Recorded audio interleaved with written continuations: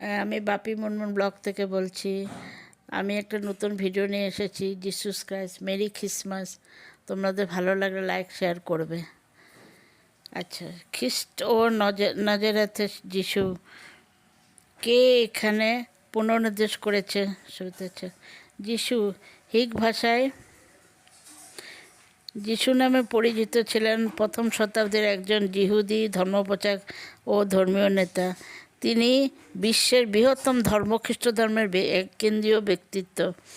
অধিকাংশ খ্রিস্টানদের বিশ্বাস মতে তিনি হলেন পুত্র, ঈশ্বরের অবতার বা মাংসের মূর্তিমান বাক্য। পুরাতন নিয়মে ভক্ত প্রতীক্ষা মসিন বা খ্রিস্ট। প্রকৃতপক্ষে প্রাচীনকালের সমস্ত আধুনিক পণ্ডিতরা একমত যে যিশু ঐতিহাসিকভাবে বিদ্যমান ছিলেন। যদিও ঐতিহাসিক যিশু খোঁজ সুসমাচারগুলি ঐতিহাসিক নির্ভরযোগ্যতা এবং বাইবেলের নতুন নিয়মে যিশু কতটা নিবিড়ভাবে চিত্রিত হয়েছে তা নিয়ে কিছু অনিশ্চয়তা তৈরি করেছেন। কেননা যিশুর জীবনের নথিপত্র কেবল সুসমাচারগুলোতেই রয়েছে।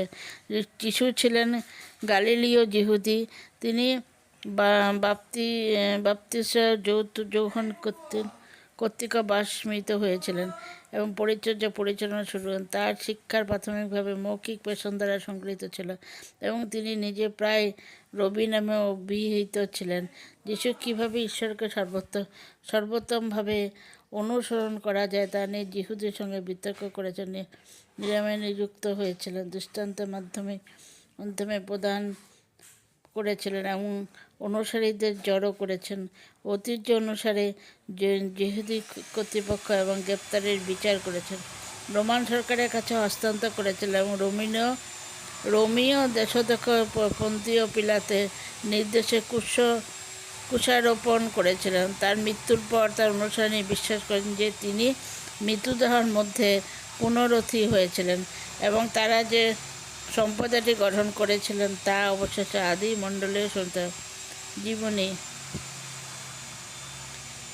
প্রাচীন ইতিহাসে সকল আধুনিক গবেষণায় কার্যত স্বীকার করেছেন যে যিশু এক ঐতিহাসিক ব্যক্তিত্ব। যদিও ঐতিহাসিক যিশুর অনুসন্ধান করে সুসমালোচনাগুলো ঐতিহাসিক বিশ্বাসযোগ্য এবং বাইবেলে চিত্রিত যিশুর সঙ্গে ঐতিহাসিক যিশুর কতটা মিল সে বিষয়ে খুব কম ক্ষেত্রেই মতৈক্যই উপনীত হয়ে গিয়েছেন। যিশু ছিলেন একজন গালিলীয় ইহুদি। বাপ্তিস্ম যোহন কর্তৃক দীক্ষিত হওয়ার পর তিনি ভিডিওটা পছন্দ হলে তোমরা লাইক, শেয়ার, কমেন্ট